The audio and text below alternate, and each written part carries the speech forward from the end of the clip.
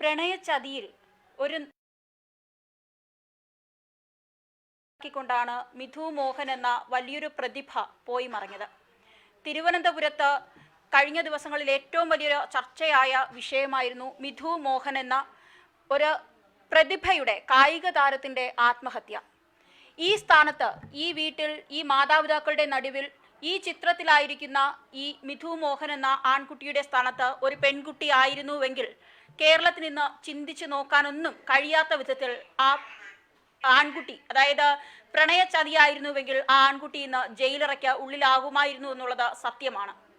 ഈ മാതാപിതാക്കളുടെ കണ്ണുനീരിന് മുന്നിൽ മറ്റൊന്നും ആശ്വസിപ്പിക്കാൻ ഇല്ലാതെ ഇടറുകയാണ്. കാരണം ഈ ഒരു ട്രോഫി, ഈ ഒരു കായിക താരത്തിന്റെ 2 മാസം മുൻപുള്ള ഒരു ഫലമാണ്. അത് മാത്രമല്ല, ഈ ഒരു വീടിന് മുന്നിലെ അവരുടെ ഷോക്കേസിൽ മുഴുവനും നോക്കിയാൽ കാണാം എത്രത്തോളം ഒരു മകനെ ഏതൊക്കെ നിലയിൽ പ്രോത്സാഹിപ്പിച്ച് വളർത്തിയെടുക്കാമോ അത്രത്തോളം പ്രോത്സാഹനം കൊടുത്ത് വേണ്ടുവോളം, അതായത് ഹൃദയം തുറന്നു തന്നെ സ്നേഹിച്ച മാതാപിതാക്കളുടെ കൂടെ പിന്തുണയാണിത്. ഇന്ന് ആ മകൻ ചിത്രത്തിൽ മാത്രം ഒതുങ്ങുമ്പോൾ എങ്ങനെയാണ് ഒരു അമ്മയ്ക്കും അച്ഛനും ഇത് താങ്ങാനാവുക? അതിന് കാരണം ഒരു പ്രണയ ചതിയാണ് എന്നുള്ളതാണ് കുടുംബം ആരോപിക്കുന്നത്. അതിൽ വ്യക്തമായ തെളിവുകളുമുണ്ട്. എന്നിട്ടും ഈ പെൺകുട്ടിക്കെതിരെ ഒരു തരത്തിലുമുള്ള നടപടി എടുക്കാതിരിക്കുന്നത് നമ്മുടെ നാട്ടിലെ സ്ത്രീപക്ഷ നിയമ സ്ത്രീകളെ മാത്രം ആ രീതിയിൽ കാറ്റഗറി ചെയ്ത് പുരുഷൻ എന്തും സംഭവിച്ചോട്ടെ എന്ന തരത്തിലുള്ള ചിന്താഗതിയുടെയൊക്കെ പ്രതിഫലനമായാണ് കാണുന്നത്. ഞാൻ അമ്മയിലേക്ക് വരികയാണ്. അമ്മ, ഒരിക്കലും സഹിക്കാൻ കഴിയുന്നതല്ല മകന്റെ വേർപാട്. കാരണം വെറുമൊരു വ്യക്തിയായിരുന്നില്ല, ഒരു പ്രതിഭയായിരുന്നു, കായിക താരമായിരുന്നു. പഠനത്തിൽ ഞാൻ അന്വേഷിച്ചിടത്തോളം വളരെ മികവ് പുലർത്തിയ ഒരാളായിരുന്നു മിഥു മോഹൻ. പഠിക്കാനും മിടുക്കനാണ്, സ്വഭാവവും അങ്ങനെ തന്നെ. എല്ലായിടത്തും എൻ്റെ കുടുംബ വീട്ടിൻ്റെ അവിടങ്ങളിലുള്ള എല്ലാവരോടും അവനെ ഭയങ്കര ഇഷ്ടമാണ്. വരുന്നവരൊക്കെ അവനെപ്പറ്റി പുകഴ്ത്തി പറയുന്ന ഒരു തെറ്റായിട്ട് രീതിയിലും ഇതുവരയ്ക്കും ആരും ഒന്നും പറഞ്ഞിട്ടില്ല. നല്ല സ്നേഹമാണ്. കൊച്ചു പിള്ളേർ വരെ അവനെ അമ്പുച്ചേട്ടാന്ന് വിളിക്കുന്നത് ഒരു ഇത് തന്നെ. നമ്മളെ നാട്ടിൽ മൊത്തം അവിടെ ഇവൻ ഇല്ലാത്തതൊരു അവർക്ക് ചിന്തിക്കാൻ പോലും പറ്റണില്ല എന്നും പറഞ്ഞ് എൻ്റെ മുമ്പ് കരയായിരുന്നു അവർ. അത്രയ്ക്ക് നല്ലൊരു കുട്ടിയായിരുന്നു അവൻ. നമ്മൾ എല്ലാവരെ കൊണ്ടും എനിക്ക് നല്ല അഭിപ്രായമാണ്. ഞാൻ അവൻ്റെ അമ്മയായിട്ട് ജനിച്ചാൽ അവനെ ഞാൻ വളർത്തി ഇത്രയാക്കിയത് തന്നെ എനിക്കൊരു വലിയൊരു ഇതാണ്. കാരണം എല്ലാവരിൽ നിന്നും അവനെ നല്ല അഭിപ്രായങ്ങളാണ് വരുന്നത്. കോളേജിലും അങ്ങനെ തന്നെ, സ്കൂളിൽ പഠിച്ചപ്പോഴേ മിഥുവിൻ്റെ അമ്മയല്ലേ കൂട്ടുകാരും എല്ലാവരും ചോദിക്കും. അമ്മ വിശ്വസിക്കുന്നുണ്ടോ ഈ ഒരു, ഞാൻ പേര് പറയുന്നില്ല, അത് FIR ഇടാത്തത് കൊണ്ട് മാത്രമാണ് പേര് പറയാത്തത്, ഈ ഒരു പെൺകുട്ടി കാരണമാണ്, തൻ്റെ മകനെ ചതിച്ചത് കൊണ്ടാണ് ഇത്തരത്തിലുള്ളൊരു മരണം സംഭവിച്ചതെന്ന്? അവസാനം എൻ്റെ പിള്ളയുടെ 2 മിനിറ്റ് അവൾ സംസാരിച്ചു. എന്താണെന്ന് എനിക്കറിയില്ല, പക്ഷെ ആ ഒറ്റ കാരണം കൊണ്ടാണ് അവൻ മരിച്ചത്. പക്ഷേ അതുവരെ ഞാൻ അവിടെ ഉണ്ടായിരുന്നു. എന്നിട്ട് ഞാനാണ് പറഞ്ഞത്, മക്കളെ, അവൻ്റെ വിഷമം കണ്ടുകൊണ്ട് ഞാൻ പറഞ്ഞു, മക്കളെ ഒന്ന് വിളിക്ക്, നമുക്ക് ഞാൻ അവളോട് സംസാരിക്കാമെന്ന് പറഞ്ഞു. അമ്മ, എനിക്ക് 2 മിനിറ്റ് സംസാരിച്ചു കഴിഞ്ഞാൽ ആ ഒരു ടെൻഷൻ അങ്ങ് മാറിക്കിട്ടുമെന്ന് പറഞ്ഞു. അപ്പോൾ ശരി മക്കളെ, നീ വിളിക്കുക എന്ന് പറഞ്ഞു. അപ്പം കുറച്ച് നേരം ഞാൻ അവിടെ വെയിറ്റ് ചെയ്തിരുന്നു. അപ്പം ഞാൻ അറിയാതെ ഉറങ്ങിപ്പോയി. കുറച്ച് നേരം നമ്മൾ സംസാരിക്കുകയും ചെയ്തിരുന്നു. അപ്പം അവൻ്റെ മുഖത്ത് ഒരു മരിക്കണം എന്നുള്ള ഒരു ഇതും ഇല്ലായിരുന്നു. പക്ഷെ അപ്പം അമ്മ ഇരുന്ന് ഉറങ്ങണ കണ്ടോ അവൻ തന്നെ പറഞ്ഞു, അമ്മ താഴെ പോയി കിടന്ന് ഉറങ്ങിക്കോ എന്ന് പറഞ്ഞു. ഉറക്കം പറഞ്ഞേ താഴെ പോയി കിടന്നു. അങ്ങനെയാണ് ഞാൻ പറഞ്ഞു, മക്കളെ അവൾ വിളി എന്ന് പറഞ്ഞിരുന്നു. പക്ഷേ അവളെന്തോ എൻ്റെ മോനെ ഞാൻ മറ്റേ ആരോടെങ്കിലും പോകണമെന്നും പറയുകയോ അല്ലെങ്കിൽ പോയി ചാവ്, മിക്കവാറും കൂടുതൽ സമയവും അവൾ പറയണം ഒരൊറ്റ വാക്ക്, നീ എനിക്കെന്തോന്ന്, നീ ചത്തോട്ടെ എന്നുള്ള സംസാരം മാത്രമാണ് എപ്പോഴും അവളടുത്തു നിന്നും ഉണ്ടാവണത്. അതായത് പ്രണയിക്കുന്ന പെൺകുട്ടി എപ്പോഴും മിഥുവിനോട് പറയാറുള്ളത്, നീ പോയി ചാക്, നീ ചത്താൽ അവക്കൊന്നുമില്ല എന്നുള്ള രീതിയിലാണ്. കാരണം അവന് നമ്മളെക്കാട്ടി സ്നേഹം അവളിലൂടെയാണ്. ഞാൻ അവളോട് ബോധ്യപ്പെടുത്തി കൊടുത്തു. ഞാൻ 2 പ്രാവശ്യം അവളെ വീട്ടിൽ പോയിരുന്നു. വീട്ടിൽ പോയപ്പോഴൊക്കെ ഞാൻ പറഞ്ഞു, നീ എങ്ങനെയെങ്കിലും ഒരു 5 മിനിറ്റ് എൻ്റെ പിള്ളയെ വിളിക്ക്, സംസാരിക്കുക, അപ്പോഴവൾ ആ ടെൻഷൻ അന്ന് മാറിക്കിട്ടും. അതിന് വേണ്ടിയാണ്. കുട്ടിയുടെ സ്വദേശം എവിടെയാണ്? ഇവിടെ നെയ്യാറ്റിങ്കര കോൺവെന്റ് റോഡിൻ്റെ അടുത്താണ്. ഓക്കെ. നെയ്യാറ്റിങ്കര സ്വദേശിയായ ഒരു പെൺകുട്ടിയുമായി മിഥു അങ്ങോട്ട് പ്രപ്പോസ് ചെയ്ത ഒരു പ്രണയബന്ധം പോലുമല്ല. ആദ്യ 2 വർഷം ഇങ്ങോട്ട് പ്രപ്പോസ് ചെയ്തു എന്നുള്ളതാണ് മാതാപിതാക്കൾ നമ്മളോട് വെളിപ്പെടുത്തുന്നത്. 2 വർഷമായി മിഥുവിന് പിന്നാലെ നടക്കുകയും പിന്നീട് അത് മിഥുവിനും ഒരുപക്ഷെ കരളിലുറച്ച ഒരു ബന്ധമായി മാറുന്നു. മാതാപിതാക്കളെക്കാൾ കൂടുതൽ, സഹോദരങ്ങളെക്കാൾ കൂടുതൽ ഈ പെൺകുട്ടിയെ സ്നേഹിക്കുന്നു. തനിക്ക് നൽകാവുന്ന എല്ലാ സൗകര്യങ്ങളും ആ പെൺകുട്ടിക്ക് കൊടുത്തു എന്നുള്ളതാണ് എനിക്ക് മനസ്സിലായത്. അതായത് മൊബൈൽ ഫോൺ ആയിരുന്നാലും ലാപ്പായിരുന്നാലും അല്ലെങ്കിൽ സാമ്പത്തികമായുള്ള സഹായങ്ങളായിരുന്നാലും ആ പെൺകുട്ടി കംഫർട്ടബിൾ ആയിരിക്കാൻ കഴിയുന്നതൊക്കെ മിഥു ചെയ്യുന്നു. എന്നാൽ വർഷങ്ങൾക്കിപ്പുറം ഒരു വിവാഹ ബന്ധത്തിലേക്കൊക്കെ വീട്ടുകാരറിഞ്ഞ് കടക്കുന്നതിനൊക്കെ ശേഷം ഈ വിവാഹത്തിൽ നിന്ന് മനഃപൂർവ്വമായി ഈ പെൺകുട്ടി പിന്മാറാനോ അല്ലെങ്കിൽ മിഥുവിനെ ഒഴിവാക്കാനുള്ള ഒരു സാഹചര്യത്തിലേക്ക് മനഃപൂർവ്വമായി എത്തുന്നു. ഇതിൽ മനം നൊന്താണ് മകൻ ആത്മഹത്യ ചെയ്തത് എന്നുള്ളതാണ് ഈ പിതാവടക്കം തീർച്ചയായും വിശ്വസിക്കുന്നത്. അച്ഛനോട് ഞാൻ ചോദിക്കുകയാണ്, മിഥുവിനെ കുറിച്ച് പറയേണ്ട ആവശ്യമില്ല എങ്കിൽ പോലും ആത്മഹത്യാ കുറിപ്പിൽ എന്താണ് പറഞ്ഞത്? ആത്മഹത്യാക്കുറിപ്പിൽ അവന് മരണത്തിന് കാരണം ആ പെൺകുട്ടി തന്നെയാണ്. കാരണം അവൻ നിരന്തരം ആ കുട്ടിയെ വിളിക്കുമ്പോഴൊക്കെ നീ പോയി ചാകട, നിനക്ക് മരിച്ചുകൂടെ എന്നും ഈ ഡയലോഗ് മാത്രമാണ് അവനോട് ചോദിക്കുന്നത്. അതിലവൻ ഏറെ പ്രയാസപ്പെട്ട് അവൻ 3-4 ദിവസം കൊണ്ട് ഭക്ഷണം കഴിക്കുകയോ ഒരു തുള്ളി വെള്ളം കുടിക്കുകയോ ഒന്നും ചെയ്യില്ലായിരുന്നു.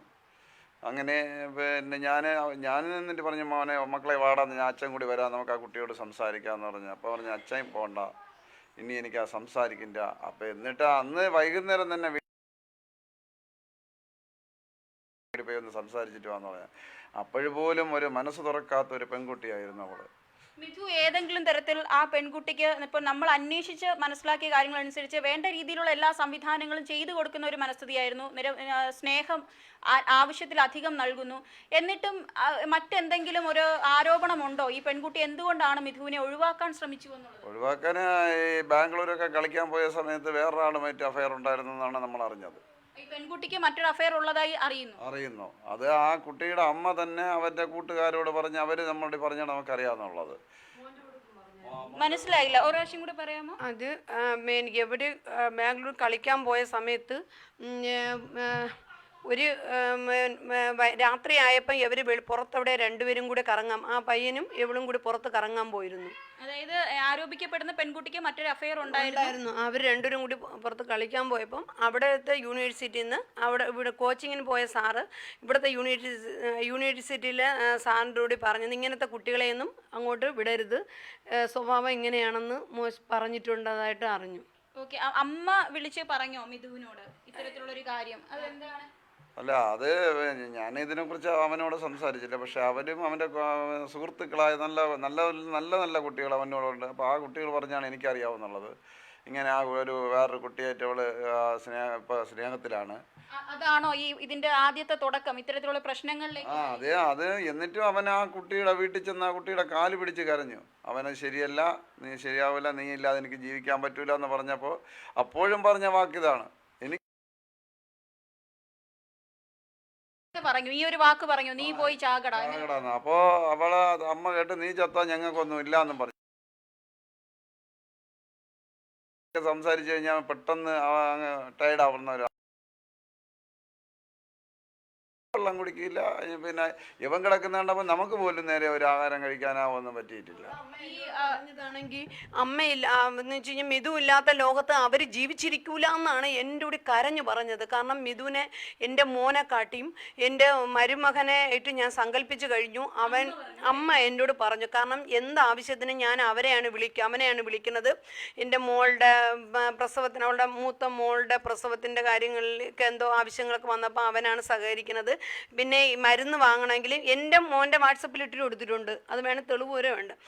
മരുന്ന് വാങ്ങാൻ വേണ്ടിയൊക്കെ പറഞ്ഞേക്കുന്നതും ഇവൻ വാങ്ങിക്കൊണ്ട് കൊടുക്കുന്നതും എല്ലാം എന്ന് വെച്ചാൽ എൻ്റെ ഒരു മോൻ ചെയ്യുന്ന കർത്തവ്യങ്ങളാണ് എല്ലാം എനിക്ക് അവൻ ചെയ്തു തന്നിട്ടുള്ളത് എന്ന് പറഞ്ഞു. അങ്ങനെ അവന് മോൻ ഇങ്ങനെ ഡിപ്രഷനായിരിക്കണമെന്ന് പറഞ്ഞപ്പോൾ അവൻ ഇല്ലെങ്കിൽ ഞാനില്ല എന്നും പറഞ്ഞുകൊണ്ട് കൊച്ചുകുട്ടി, അവരുടെ മൂത്ത മോളെ കൊച്ചുകുട്ടിയെ കൊണ്ട് തലയിലടിച്ച് സത്യം ചെയ്തു എൻ്റെ മുമ്പ് വെച്ച്. അതായത് ഒരു കുടുംബത്തിന് തന്നെ മിഥു വളരെയേറെ സഹായങ്ങൾ ചെയ്തു എന്നുള്ളതാണ്. ഞാനിപ്പോൾ പറയുന്നത് നമ്മുടെ നിരവധി സ്ത്രീ പീഡന കഥകൾ അല്ലെങ്കിൽ സ്ത്രീകൾ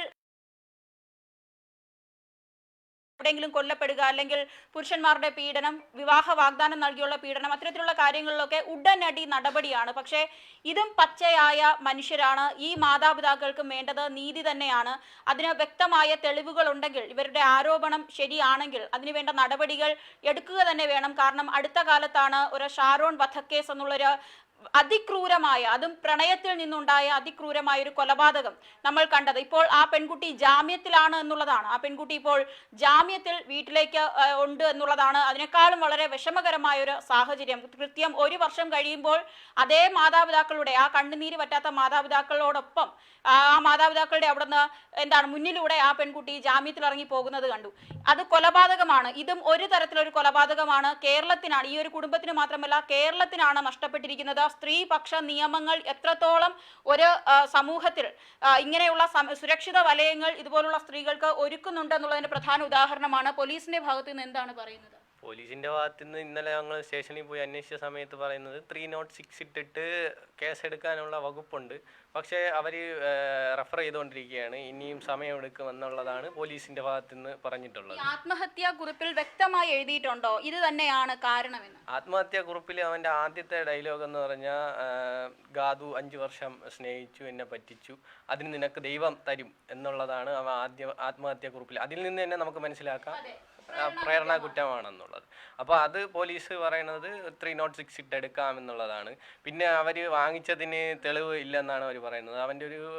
അവൻ എഴുതി വെച്ചിട്ടുണ്ട്, HP-യുടെ ലാപ്ടോപ്പ് അവൾ ഇത്ര ദിവസത്തേക്ക് യൂസ് ചെയ്യാൻ വേണ്ടി വാങ്ങിച്ചിട്ടുണ്ടെന്ന് എഴുതി വെച്ചിട്ടുണ്ട്. മിഥുയുടെ ലാപ്പ് ഇപ്പോഴും ആ പെൺകുട്ടിയുടെ കയ്യിൽ തന്നെ? അത് പെൺകുട്ടിയുടെ കയ്യിൽ തന്നെയാണ് ആ ലാപ്പ്. അവൾ ഇതുവരെ തിരിച്ചു കൊടുത്തിട്ടില്ല. പിന്നെ ഫോൺ എടുത്തിരിക്കുന്ന മിഥുയുടെ ഫോൺ എടുത്തിരിക്കുന്നത് അവൻ്റെ പേരിലാണ്. ഫസ്റ്റ് പേയ്മെന്റ് അവനാണ് അടച്ചിട്ടുള്ളത്. അതൊക്കെ പോലീസ് പറയുന്നത് അത് അവർ ഗിഫ്റ്റായിട്ട് കൊടുത്തതാണ്, അതിപ്പം തിരിച്ച് കിട്ടൂല, ആ രീതിയിലാണ് പോലീസ് പറയുന്നത്. പോലീസ് പിന്നെ അവിടെ ഓപ്പോസിറ്റ് ഒരു പെൺകുട്ടി ആയതുകൊണ്ട് നമുക്ക് കുറച്ച് ലിമിറ്റ്സ് ഉണ്ട്, അത് നമ്മളെ നിയമത്തിൻ്റെ ഇതാണെന്ന് നമുക്ക് മനസ്സിലാവും, കുറച്ച് ലിമിറ്റ്സ് ഉണ്ടെന്നാണ് പറയുന്നത്. പക്ഷെ നേരെ തിരിച്ചാണ്, ഇതൊരു ബോയ് ആണെങ്കിൽ ഇന്ന് അവളുടെ ഫോട്ടോ പോലും ഒരു മീഡിയയിലും കാണിക്കുന്നില്ല. ഇന്ന് നേരെ തിരിച്ച് എൻ്റെ ചേട്ടനായിരുന്നു അവളുടെ മരണത്തിന് കാരണമെങ്കിൽ എൻ്റെ ചേട്ടൻ ഇട്ടിരിക്കുന്ന ഡ്രസ്സിൻ്റെ കളർ മുതൽ അവൻ ഇട്ടിരിക്കുന്ന ചെരുപ്പിൻ്റെ കളർ വരെ കാണിക്കുമായിരുന്നു. ആ രീതിയിൽ എന്താണ് ഇവിടെ ലിംഗസമത്വം ഉണ്ടെന്നും ഇക്വാലിറ്റിക്ക് വേണ്ടിയിട്ട് അലമുറയിട്ട് വിളിക്കുന്നവരും, ഇവിടെ ആണുങ്ങൾക്ക് ബോയ്സിന് എന്ത് ഇക്വാലിറ്റിയാണുള്ളതെന്നും കൂടെ നമുക്ക് അറിയേണ്ട ആവശ്യമുണ്ട്. സത്യമായി വളരെ വാലിഡ് ആയിട്ടുള്ള ഒരു ചോദ്യമാണ് സഹോദരൻ എന്ന നിലയ്ക്ക് മിഥുവിന്റെ സഹോദരൻ ചോദിച്ചത്. ജീവിതത്തെക്കുറിച്ച് വലിയ ഒരു കാഴ്ചപ്പാടുള്ള, വലിയ പ്രതീക്ഷകളുള്ള, അതിമിടുക്കനായ ഒരു കുട്ടിയായിരുന്നു മിഥു എന്നുള്ളതാണ്. അക്കാഡമിക്കിലും, അതായത് പഠന മികവും അതുപോലെ തന്നെ കായികപരമായിട്ടുള്ള മികവും പുലർത്തിയിരുന്ന ഒരു വ്യക്തിയായിരുന്നു മിഥു. അത്തരത്തിലുള്ള ഒരു പ്രതിഭയെ ഈ കുടുംബം വാർത്തെടുത്തതിൽ ഇത്ര വർഷം 24 വയസ്സ് വരെ പൊന്നുപോലെ നോക്കി വളർത്തിയ ഒരു പെൺകുട്ടിയെ പോലെ തന്നെ എല്ലാ തരത്തിലുമുള്ള സൗകര്യവും നൽകി പൊന്നുപോലെ നോക്കി വളർത്തിയതാണ് ഈ അച്ഛനും അമ്മയും. അവരുടെ നഷ്ടം ഒരിക്കലും നികത്താൻ കഴിയില്ല. പക്ഷെ അവർക്ക് വേണ്ടത് ഒരു ആശ്വാസത്തിനെങ്കിലും ഈ മരണത്തിന് ഉത്തരവാദികളായവർക്ക് എതിരെ വേണ്ട നടപടികൾ നിയമവ്യവസ്ഥയിൽ നിന്നുകൊണ്ട് സ്വീകരിക്കുക എന്നുള്ളതാണ്. അത് പെൺകുട്ടി എന്നുള്ള മാത്രം ഒരു സുരക്ഷിത വലയത്തിൽ ഇവരെ നിർത്തുന്നത് കൊണ്ടാണ് വീണ്ടും വീണ്ടും ഇത്തരത്തിലുള്ള സംഭവങ്ങൾ ആവർത്തിക്കപ്പെടുന്നത്. ജ്യൂസിൽ വിഷം കലർത്തി കൊടുത്തില്ല എന്നുള്ള ഒരു ആശ്വാസം മാത്രമാണ്. അതിനേക്കാൾ വലിയൊരു കൊലപാതകം തന്നെയാണ് ഇവിടെ നടത്തിയിരിക്കുന്നത്. ഒരാളെ പറഞ്ഞ് വഞ്ചിച്ചു, വഞ്ചനാ കുറ്റമുണ്ട്, ആത്മഹത്യാ പ്രേരണാ കുറ്റമുണ്ട്, അത്തരത്തിൽ വിവാഹ വാഗ്ദാനം നൽകി ഇവിടെയും ചതിച്ചിരിക്കുകയാണ്. ഇവിടെയൊക്കെ സ്ത്രീപക്ഷവാദികൾ ആരോപിക്കുന്ന അതേ എല്ലാ കുറ്റകൃത്യങ്ങളും ഇവിടെയും വന്നിട്ടുണ്ട് എന്നുള്ളതാണ്. എന്തായാലും ഈ ഒരു കുടുംബത്തിന്റെ ആവശ്യം എത്രയും പെട്ടെന്ന് വേണ്ട നിയമ നടപടികൾ സ്വീകരിക്കണം എന്നുള്ളതാണ്. ഞങ്ങളും ഈ കുടുംബത്തോടൊപ്പം തന്നെ നിന്ന് അത്തരത്തിൽ ഇവർ പറയുന്ന ആരോപണങ്ങൾ ശരിവയ്ക്കുന്ന തരത്തിലുള്ള തെളിവുകൾ കൃത്യമായി ഉണ്ടെങ്കിൽ നിർബന്ധമായും ഈ ഒരു ആരോപണത്തിന് കാരണക്കാരായവർക്കെതിരെ നടപടി ഉണ്ടാകണം എന്നുള്ളതാണ് നമ്മുടെയും ആവശ്യം. തിരുവനന്തപുരത്ത് നിന്ന് വിവേകിനൊപ്പം Marli Varghese Paul, focus news TV.